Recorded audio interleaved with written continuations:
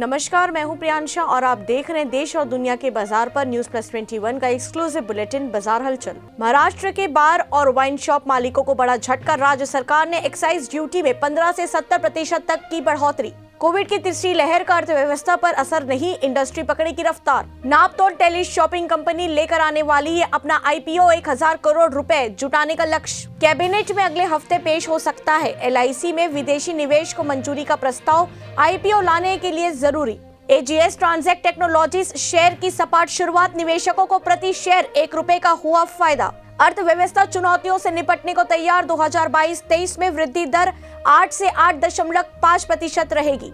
Semiconductor chip की किल्लत होने से कंपनियों को उत्पादन घटाना पड़ा। भारत में स्मार्टफोन का बाजार $38 अरब हुआ, निर्यात 11% बढ़ा। अक्षय ऊर्जा पर जोर के बावजूद 2030 तक कोयले की मांग 1.3 से 1.5 अरब टन रहेगी। सेबी ने KRA नियम अधिसूचित किए, केवाईसी का सत्यापन अनिवार्य होगा। ऐसे ही तमाम जानकारी से लगातार अपडेट रहने के लिए हमारे चैनल को लाइक और सब्सक्राइब करना ना भूलें। नोटिफिकेशन के लिए बेल आइकन जरूर दबाएं। देखते रहिए न्यूज प्लस 21, आपके हक की बात।